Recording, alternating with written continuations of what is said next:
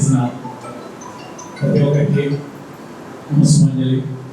ఈ రోజున వేదిక మీద జిల్లా అధ్యక్షుడు రాంబాబు గారికి, ఆలీ గారికి, ఏపీ అసోసియేషన్ జిల్లా అధ్యక్షుడు తోటకి శ్రీనివాస్ గారికి, రాష్ట్ర జేఏసీ సెక్రటరీ జనరల్ అన్నాథ్ గారికి, మరియు ఏలూరు తాలూకా అధ్యక్షుడు శ్రీధర్ గారికి, జిల్లా సెక్రటరీ శేఖర్ బాబు గారికి, మరియు వేదిక ఉన్న ప్రజలందరికీ నమస్కారాలు.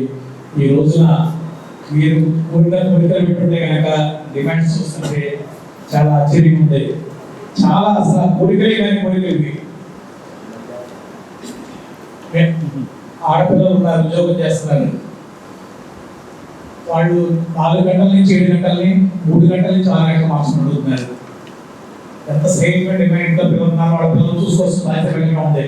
ఇప్పుడు పరిపాలన తగ్గించమంటా, 10 గంటలు తగ్గించమంటా, 1 గంట ముందుకు మనసు అంటారు. అది ఒక డిమాండ్ అయింది. ఆర్థికపరమైన డిమాండ్స్ ప్రభుత్వం కంపల్సరీ ఆలోచించాలి. ఎందుకంటే కనుక అక్కడ ఊళ్ళో కాపురం ఉన్నవాడు వెళ్ళాలన్నా, ట్రాన్స్పోర్ట్ మీద వాళ్ళ పిల్లలు చూసుకోవాలన్నా సరే ఇది కంపల్సరీ ప్రభుత్వం చేయాల్సిన పరిస్థితి ఉంది. అలాగే ఏపీసీఎల్ఐ ఎల్ఐసి కట్టండి, మనం మెట్టమధ్యాహ్నం పడుకుంటే మాకు ఫోన్ చేస్తే ఎల్ఐసి కడతారా, అవి కడతారా అని అందరూ అడుగుతున్న రోజుల్లో కేవలం మేము ఎల్ఐసి కడతాము, ఏపీసీఎల్ఐ కడతాము, మాకు అవకాశం అని అడుగుతున్నారు. అది కూడా ప్రభుత్వానికి ఇబ్బందికరమైన కాదు. ఇంకా ప్రభుత్వం ఇంకా వనం పెరుగుతుంది. ఇంకా మమ్మల్ని అందరినీ సబ్స్క్రిప్షన్ పెంచండి అడుగుతారండి. మీరు కడతామని అడుగుతుంటే తగ్గించుకోవట్లేదు. అదొక ఇబ్బంది. ఇంకా చెప్పాలంటే ఇంకా చాలా మీరు అడిగే సమస్యలే కాదు. ఇప్పుడు చెప్పాలంటే కనుక పొరుగు సేవలు జీతాలు పెంచమని compulsory minimum time scale MPS అమలు చేయాల్సిన బాధ్యత మన ప్రభుత్వమే ఉంది. అది కూడా చేయాల్సింది. దాంట్లో తేడాలి. ప్రభుత్వం ఆర్థికపరమైన డిమాండ్స్ అంటే ఏమడగలేదు. సిపిఎస్ ఉద్యోగులకి 10% ఏమంటారు, అది ప్రభుత్వ బాధ్యత. ఇంకా ఈ మధ్య కొత్త జీవో వచ్చిన పోయిన నెలలో మీరు చూసే ఉంటారు. ఐఏఎస్ ఐపీఎస్ ఆఫీసర్లకు పేద అధికారులకి 40% ఇస్తారంట, మనకి మాత్రం 10 ఇస్తున్నారు. మన 10 ఇచ్చి కూడా 40% గవర్నమెంట్ జీవో ఇచ్చి చూస్తున్నారు కదా.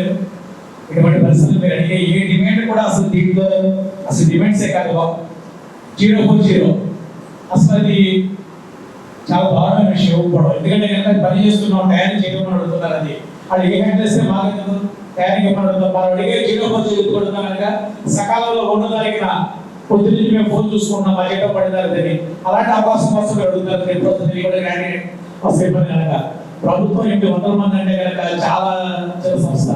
కానీ ప్రజల్ని, ప్రభుత్వాన్ని, ఉద్యోగుల్ని, ఈ రోజు ఉద్యోగులుగా ఉన్న మా అందరినీ ఈ రోజు మేము ఈ ఉద్యోగుల స్థాయిలో ఉన్నామంటే కేవలం గ్రంథాలయాల్లో ఉన్న కారణం వల్లే. మీ ప్రెసిడెంట్ రాంబాబు గారు ఫోన్ చేసి ఎస్బీ పక్కన మా ఆఫీసర్ మా బిల్డింగ్ అని చెప్పారు. ఆయన చెప్పినప్పుడు నేను ఆయన ఏమాడని అనుకున్నాను. ఎందుకంటే చిన్నప్పుడు చిన్న బిల్డింగ్ రావడం, ఇక్కడ చదువుకున్న వాళ్ళమే. ఇప్పుడు అన్నాథ్ గారు అన్నట్టుగా ఈరోజు సర్పంలో సిగారి చిన్నప్పటి చదువుకునే వాళ్ళం, ఆ గుడ్లో చదువుకునే వాళ్ళం కారణం డిగ్రీ చదువుకున్న రోజుల్లో. 10th క్లాస్ వరకు, ఇంటర్మీడియట్ వరకునేమో మంత్లీ కాస్ట్ ఉంటాయి. 15 రూపాయలు అడిగిపోవడం, కారు పట్టుకెళ్ళి కూర్చొని పుస్తకించుకునేవాళ్ళం. 19 కోట్లు ఇస్తే కనుక గదికో కంప్యూటర్ కాదు, రూమ్ 10 కంప్యూటర్ పెట్టుకొచ్చారు. మీ అందరి చేత పెడతారు. అలాగే మీ పరిస్థితి కూడా ఇటువంటి అన్ని కూడా ప్రభుత్వం చేయాల్సిన పరిస్థితి ఉంది. మీకు మన అన్నాథ్ గారు చెప్పినట్టుగానే పనిష్మెంట్ ఇబ్బంది లేదు. అవుట్ సోర్సింగ్ కూడా పని ఇవ్వడం అడుగుతారు. ఒకప్పుడు ఇదే వచ్చింది. నేను అశోక్ బాబు గారు అడిగితే కనుక రామారావు కోడి పుస్తకం గుడ్డు పెట్టి చదవని అడిగా.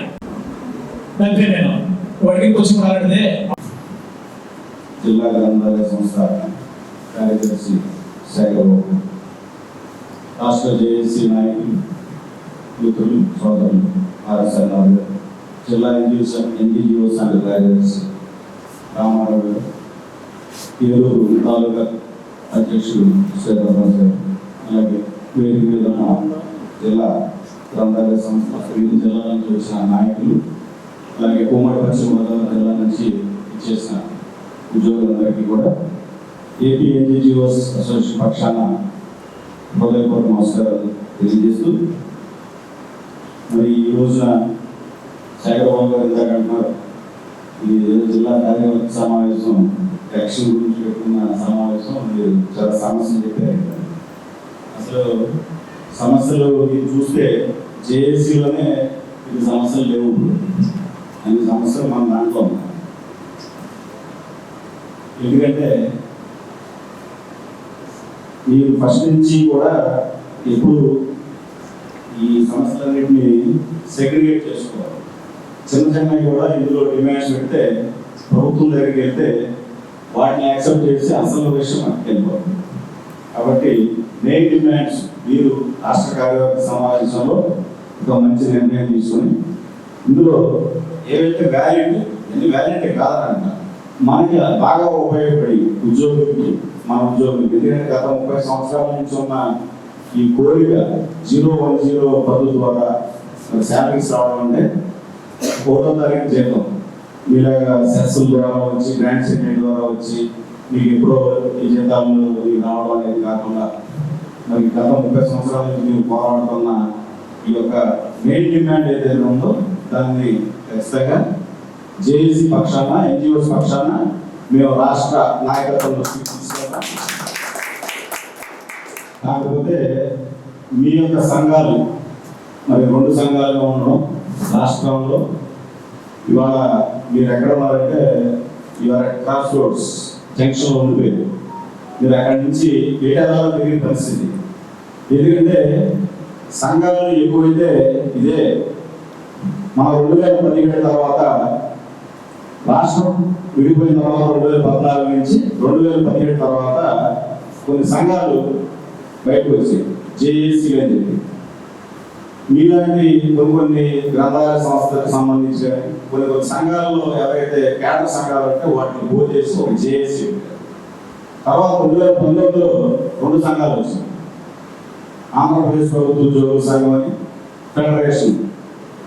ఇలాంటి సంఘాలుగా ఎక్కువగా ఉండడం వల్ల రాష్ట్ర ప్రభుత్వాలకి వాళ్ళకి చాలా ఈజీ అయిపోయింది. సమస్యలు పరిష్కరించకుండా ఉద్యోగులకు సంబంధించిన కోరికలు ఏవైతే ఉంటాయో వాటిని పరిష్కారం చేయకుండా మరి ఎక్కడ ఉంటే అక్కడ ఉంచేలాగా విభజించి పాలించేలాగా గత ప్రభుత్వం నుంచి మనం చూస్తాము. అలాగని చెప్పి ఇవాళ మనం ఈ ప్రభుత్వాన్ని తీసుకురావడంలో ఉద్యోగులు కీలక పాత్ర వహించారంటే సుమారు సంవత్సరాలు అయింది. మెయిన్ డిమాండ్స్ పిఆర్సీ కానీ డిఎల్ 3 డిఎల్ ఇవాళ 1/7 నుంచి 4వ డిఏ సెంట్రల్ గవర్నమెంట్ ప్రకటిస్తున్న 4 డిఏలు, సరెండర్ లీవ్స్, ఇలాగా health cards issues, medical reimbursement claims ఏవి ఒకటి రావడం.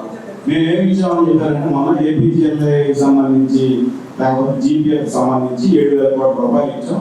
దాంతో మరి మమ్మానికి ఇచ్చారు ప్రభుత్వం కూడా. ఇది కరెక్ట్ కాదు. ప్రభుత్వ విధానం గతంలో కూడా ఒకలాగా ఉండేది. ఇది ఎందుకు చెప్తున్నానంటే సంఘాలు ఎక్కువ అవడం వల్ల. సంఘాలు పెట్టుకోవడం తప్పు కాదు, కానీ సంఘటితంగా ఉండాలి, ఐక్య పోరాటాలు చేయాలి. మనం ఏది కూడా ఐక్య పోరాటం చేయకుండా సాధించలేము. గుర్తుపెట్టుకోండి, మీరు మనలో మనం విడివిడిగా ఉంటే మీరు ఏది సాధించలేదు. దాన్ని జేఏసీ దగ్గరికి వచ్చినా కూడా మేము కూడా ఏమి చేయలేని పరిస్థితి అవుతుంది. ఇవాళ జిల్లాలో నాయకత్వం చేస్తున్నామంటే జేఏసీ ఎంత పటిష్టంగా ఉందంటే ఏపీ ఎన్జిఓస్ ఆధ్వర్యంలో టీచర్ సంఘాలు ఉంటాయి, కేంద్ర సంఘాలు ఉంటాయి, అన్ని సంఘాలు ఉంటాయి, మిగతా జేఏసీలు ఉంటాయి. ఏ రోజన్నా ఎక్కడన్నా ఒక ధర్నా వాళ్ళు చేయడం అనేది చూసారా? వాళ్ళకి కేడర్ కానీ లేకపోతే అసోసియేషన్స్ కానీ వాళ్ళ దగ్గర గురించి ఆ సమస్య పరిష్కరించడానికి ఎవరు అడగదు. ఎప్పుడు కూడా వచ్చేది ఏపీ ఎన్జిఓస్ దగ్గరికి, ఏపీ జేఏసీ దగ్గరికి. మీరు కూడా ఏపీ జేఏసీలో భాగస్వామ్యంగా ఉన్నారు కాబట్టి నేను చెప్తా ఉన్నాను, ఖచ్చితంగా మీకు రావాల్సిన మెయిన్ డిమాండ్స్ ఏవైతే ఉన్నాయో ఆ డిమాండ్స్ ని మరి పెట్టుకోండి. ఎందుకంటే శాఖ గ్రంథాలయాల్లో పనిచేసే ఉద్యోగులు అంటే మాకు కూడా చాలా ఇష్టం. ఎందుకంటే చదువుకున్నప్పుడు మేము కూడా శాఖ గ్రంథాలయాలకు వెళ్ళి అక్కడ ఎంతో కొంత పత్రిక చదువుకునే కొత్త విషయ పరిజ్ఞానాన్ని పెంచుకున్నాం. అంటే దానికి ముఖ్య కారణం శాఖ గ్రంథాలయం చెప్పి కూడా నేను నక్కపరంగా చెప్పగలిగిన సందర్భంగా తెలియజేస్తూ, మరి ఇవాళ శిథిలావస్థలో ఉన్న డిలాపిడేటెడ్ కండిషన్ లో ఉన్న ఈ గ్రంథాలయ పరిస్థితిని ఖచ్చితంగా మీ కార్యదర్శి ఎవరైతే శాఖపాల్ గారు ఉన్నారో మరి వాళ్ళు కూడా మీరు గవర్నమెంట్ కి లేకపోతే మీకున్న గ్రంథాలయ సంస్థ చైర్మన్ ఎవరైతే రాష్ట్ర చైర్మన్ ఉంటారు వారికి మీరు రిప్రజెంటేషన్ మీ యొక్క ఇది కూడా చేస్తే బాగుంటుందని ఒక సూచన. ఎందుకంటే ప్రభుత్వాలు రాగానే క్యాబినెట్ ర్యాంక్ సంబంధించిన పదవుల్ని వాళ్ళు గ్రంథాలయ చైర్మన్ గా జిల్లాలో కానీ రాష్ట్రంలో కానీ వాళ్ళు ఇచ్చుకుంటా ఉన్నారు. కానీ వాళ్ళ విధి విధానాలు వాళ్ళకి సంబంధించి వాళ్ళ శాలరీస్ వాళ్ళ వరకే చూసుకుంటున్నారు. కానీ గ్రంథాలయాల అభివృద్ధి కానీ గ్రంథాలయ సంస్థలో పనిచేస్తున్న ఉద్యోగులకు సంబంధించిన విషయాల్ని వాళ్ళు ఎక్కడా కూడా ఇప్పుడు పట్టించుకోవడం వల్లే ఇవాళ ఈ పరిస్థితి వచ్చిందని చెప్పి నేను తెలియజేస్తా ఉన్నాను. కాకపోతే మీరందరూ ఐక్యంగా ఉండాల్సిందే. అన్నది కూడా చెప్పారు కదా, ఐక్య పోరాటాలు చేయకుండా మనం ఏది సాధించలేదు. కాబట్టి ఖచ్చితంగా మీరందరూ ఐక్యంగా ఉండాలి, ఐక్య పోరాటం చేయాలి. మరి చాలా సమస్యలు రాశారు. చిన్న చిన్న సమస్యలు పక్కన పెడితే మీరు 2004 నుంచి మరి సెప్టెంబర్ 6 ఉద్యోగ నియామకం సిపిఎస్ ఉద్యోగులకు సంబంధించిన మరి ఆ యొక్క ఏరియర్స్ ఇంకా పడలేదు అంటారు. మరి చాలా మందికి సిపిఎస్ ఉద్యోగులు అందరికీ కూడా మొన్న ఏప్రిల్ నెలలో మొత్తం అంతా కూడా క్రియేట్ అయింది. మరి అది ఆ దృష్టి దాని మీద కూడా మేము జేఏసీకి దృష్టికి తీసుకెళ్తాం. ఖచ్చితంగా రేపు జాయింట్ స్టాఫ్ కౌన్సిల్ మీటింగ్ కూడా మరి 6వ తారీఖున జరగబోతా ఉంది. చీఫ్ సెక్రటరీ గారి ఆధ్వర్యంలో మేము జేఏసీ తరఫున కూడా రిప్రజెంటేషన్ ఇచ్చాం.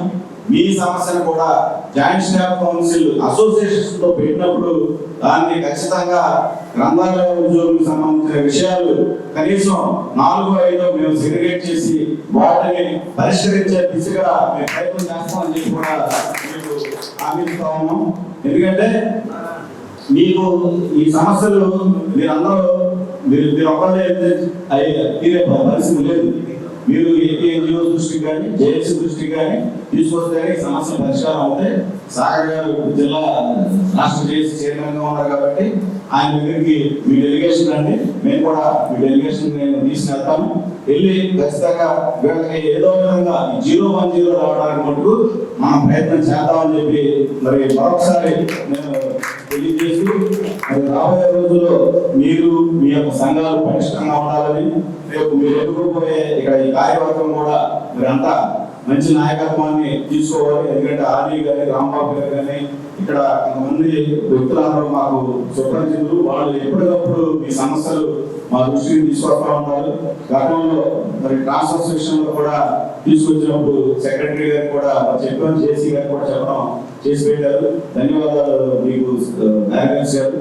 అలాగే ఇక్కడ ఏ సమస్య ఉన్నా మరి మీరు కూడా మా అన్నా గారు చెప్పినట్టు మీరు ఒక తండ్రిలాగా ఇక్కడ ఉద్యోగుల పట్ల మీరు ఉండి వాళ్ళ సమస్యలు పరిష్కారం చేయడానికి కూడా ప్రయత్నం చేయాలని, అలాగే మీకున్న డిసిప్లైన్ మరి ఎవరికీ ఉండదు. శాఖా గ్రంథాలయాల్లో పనిచేసే ఉద్యోగులు చాలా డిసిప్లైన్ గా ఉంటారు. ఎందుకంటే వచ్చే మాటలు ఎవరైతే ఉంటారో వాళ్ళని ఇబ్బంది పెట్టే పరిస్థితి తీసుకురారు. కాబట్టి మీరందరూ ఆ యొక్క మరి డిసిప్లైన్ మెయింటైన్ చేస్తూ మీ ఉద్యోగాలు సక్రమంగా నిర్వర్తించుకుంటూ సంఘాలకి భాషగా ఉండండి. ఐక్యంగా ఉంటే మనందరం ఖచ్చితంగా ఈ 010 సాధించే దిశగా మీరందరూ ప్రయాణం చేస్తారని ఆశిస్తూ మరి ఈ యొక్క డిమాండ్స్ అన్నింటినీ కూడా నేను రిప్రజెంటేషన్ ద్వారా ఏపీ ఎన్జిఓస్ అసోసియేషన్ లెటర్ జిల్లా లెటర్ ద్వారా రాష్ట్ర మరి జేఏసీ చైర్మన్, రాష్ట్ర ఎన్జిఓ సంఘ అధ్యక్షుడు, ప్రధాన కార్యదర్శి దృష్టికి తీసుకెళ్లి మీ సమస్య పరిష్కారానికి నేను మార్గం చూపుతానని మరొకసారి మీ అందరికి హామీ ఇస్తూ, ఖచ్చితంగా మీ అందరికీ ఉద్యోగుల పట్ల ఈ జిల్లా జేఏసీ ఎప్పుడు కూడా మీ వెనకాలనే ఉంటుంది. మీరు కూడా ఈ జేఏసీకి భాషగా ఉండాలని, రాబోయే కార్యక్రమాల్లో మీరు కూడా పెద్ద ఎత్తున పాల్గొనాలని చెప్పి తెలియజేసుకుంటూ ఇంత చక్కటి అవకాశాన్ని కల్పించిన రాష్ట్ర అధ్యక్షులు గారికి ధన్యవాదాలు తెలుపుకుంటూ సెలవు తీసుకుంటున్నాను. ఫండింగ్ ఉంది సార్, రాష్ట్ర వ్యాప్తంగా ఎక్కడైనా ఉంటాయి పాలసీ. ఏపీసీఎఫ్ఎస్ నుంచి ఎవరి తరఫున సెగ్రిగేట్ చేసుకుని ఏ ఫండ్ కాకుండా నామినేషన్స్ లో ఒక్కొక్క నామినేట్ మనకి అందిందండి. దాని ద్వారా కార్యవర్గాన్ని ఏర్పాటు చేసుకోవడం జరిగిందని వాళ్ళందరి ముందు తెలియపరుచుకుంటూ ఆ యొక్క ఎన్నిక కాబడినటువంటి కార్యవర్గాన్ని మా ముందు చదివి వినిపిస్తానండి. ప్రెసిడెంట్గా గోవిందపల్లి రాంబాబు గారు, అసోసియేట్ ప్రెసిడెంట్ బి రంగారావు గారు, వైస్ ప్రెసిడెంట్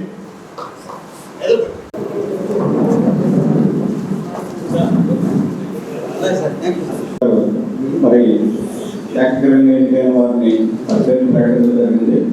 ఇప్పుడు అసోసియేషన్ సంబంధించి ప్రమాణ స్వీకారం, bridge of the office balance.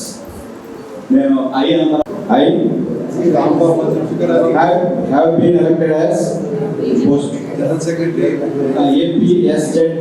APSZGSEA Association, West Godavari District, Eluru, do hereby do hereby do hereby solemnly pledge to serve the community of employees to the best of my ability to discharge my duties in accordance with the provisions of the Constitution of the Association, to implement all its policies and decisions, to carry out the functions entrusted to me by its various organs, and will not do anything derogatory to the aims and objectives of the association. Thank you, sir. Thank you all.